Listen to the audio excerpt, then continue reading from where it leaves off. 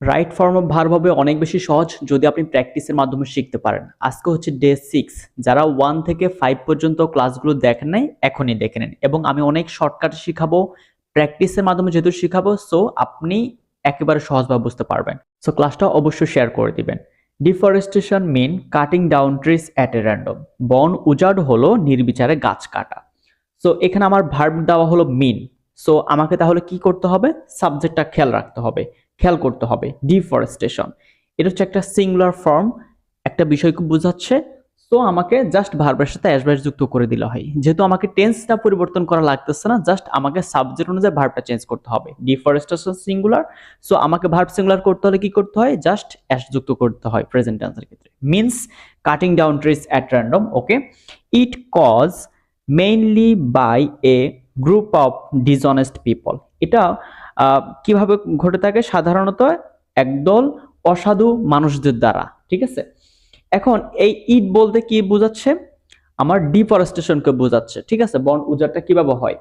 So এখন আমাকে বুঝতে হবে বন উজাড়টা নিজে করে না, অন্য কেউ করে, মানুষ করে। এই যে লাস্টে বলেই দিল, ঠিক আছে, by a group of dishonest people. এবং আপনি খেয়াল রাখবেন এখানে যেহেতু বাইটা ইউজ করা হয়েছে, তাছাড়া আমরা এমনিতেই বুঝতেছি সাবজেক্ট কাজ করতেছে না। আরো একটা সিমটম হলো যেখানে বাই ইউজ করা হয়েছে। মনে রাখবেন বাই যখন ইউজ করবে অথবা এই ধরনের অর্থ যখন দিবে যে সাবজেক্ট কাজ করে না, সেক্ষেত্রে আমাকে মনে রাখতে হবে এখানে আমাকে টু বি ভার্ব নিতে হবে। এম ইজ আর যে কোনো একটা নিতে হবে, সাবজেক্ট অনুযায়ী নিয়ে আমাকে এই ভার্বটাকে 3 নম্বর ফর্মে করতে হবে, পার্টিসিপল ফর্মে। সো ইটের সাথে হবে ইজ, এবং কজের 3 নম্বর ফর্ম পার্টিসিপল ফর্ম হচ্ছে cost. It is cost mainly by a group of dishonest people. Okay, cut trees make profit. এখানে দে বলতে এই ডিসঅনেস্ট পিপলকে বোঝাচ্ছে। কেন গাছ কাটে? তারা প্রফিটের জন্য, লাভের জন্য।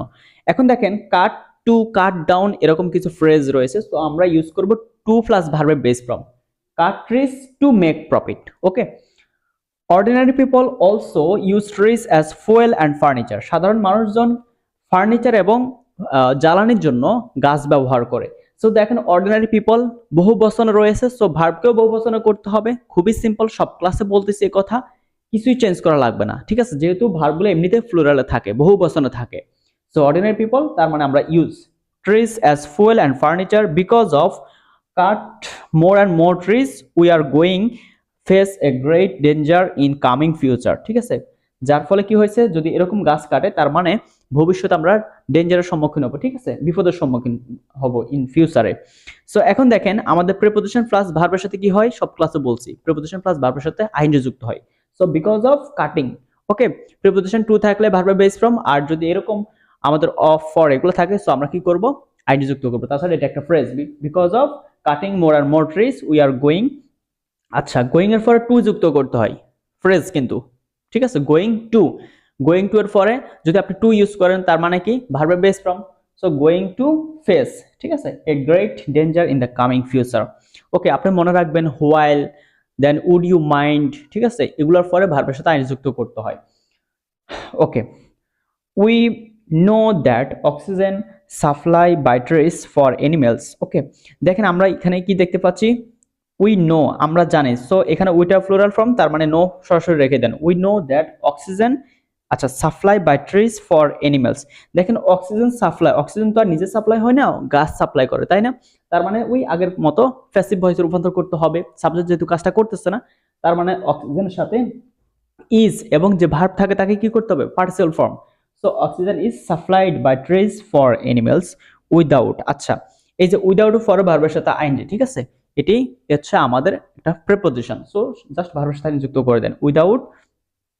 আচ্ছা, taking oxygen, we can not live a single moment, মানে অক্সিজেন ছাড়া আমরা এক মুহূর্ত কি বাঁচতে পারবো না। খুবই সিম্পল কথা। If trees cut down in this way, যদি এভাবে গাছ কাটা হয়। এখন দেখেন ট্রিজ কাট, কে কাটছে? গাছ তো নিজে কাটে না, মানুষ কাটে। তার মানে এখানেও আমাদেরকে টু বি ভার্ব প্লাস ভার্বের সাথে কি ভার্বের পার্টিসিপল ফর্মটা ইউজ করতে হবে।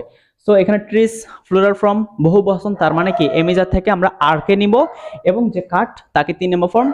সো কাটের 3 নম্বর ফর্ম মানে পার্টিসিপল ফর্ম কাটই থাকবে।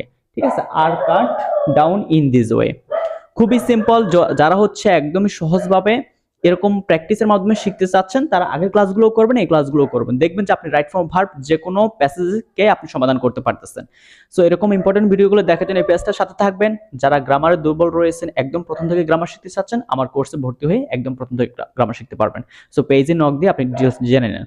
সো ক্লাসটা অবশ্যই শেয়ার করবেন, কেমন লাগছে জানাবেন, এবং কোন জেলা থেকে বলতেছেন সেটাও জানাবেন, যাতে হচ্ছে আমি বুঝতে পারি আমার ক্লাসগুলো কোথায় কোথায় যাচ্ছে। Thank you so much.